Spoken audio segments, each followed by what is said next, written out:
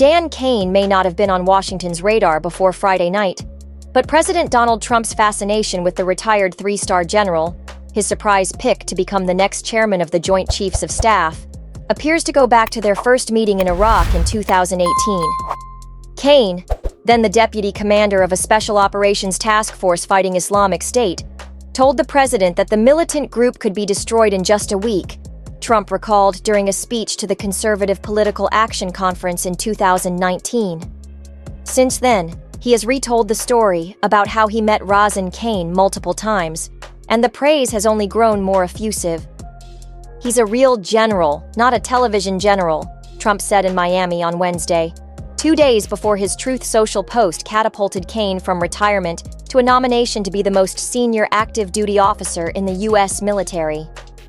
If approved by the Senate, Caine will take over a military that is undergoing change in the first 30 days of the Trump administration, and will inherit a joint staff rattled by Trump's surprise firing of the chairman of the Joint Chiefs of Staff, Air Force General C.Q. Brown. Caine, a retired F-16 pilot, will be promoted to four-star general and then have to undergo a potentially grueling Senate confirmation process to get a 4-year term as the uniformed head of the nation's military. Just last month, Caine joined a venture capital firm known as Shield Capital. His LinkedIn profile showed that starting last month, he was associated with 2 other investment firms. Caine's military career is a far cry from the traditional path to becoming the president's top military advisor. Previous generals and admirals have led a combatant command or a military branch of service. Caine did not rise that high in the ranks before retirement. According to Trump, he was passed over for promotion by sleepy Joe Biden. But not anymore, Trump wrote on Truth Social. Earlier this year, Caine described on a podcast how as a young man he wanted to follow in the footsteps of his father, a fighter pilot.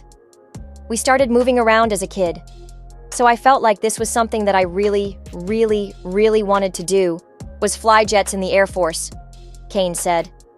He graduated in 1990 from the Virginia Military Institute with a bachelor's degree in economics.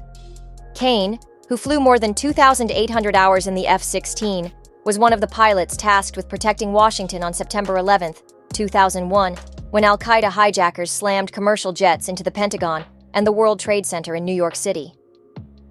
Caine realized he might have to shoot down a hijacked plane if one crossed his path.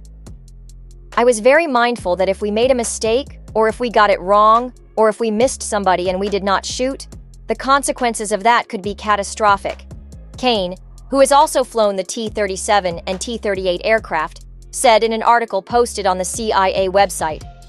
Caine held a number of posts in the Capitol from 2005. He was a special assistant to the secretary at the Department of Agriculture and then policy director for counterterrorism at the White House's Homeland Security Council. According to his official Air Force biography, Caine was a part-time member of the National Guard and a serial entrepreneur and investor from 2009 to 2016. He was most recently the Associate Director for Military Affairs at the Central Intelligence Agency before his retirement late last year. But it was his time in Iraq from 2018 to 2019 that helped him gain Trump's attention. Caine will be under particular scrutiny to ensure that he is apolitical, a concern that was heightened by the Friday night firing of Brown, a 4-star general.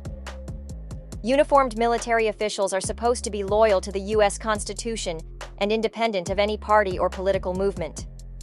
A senior U.S. military official who has worked with Caine for more than a decade said he would seek to keep the military out of politics. Caine puts the mission and troops above politics. "He is not a political guy," the official said.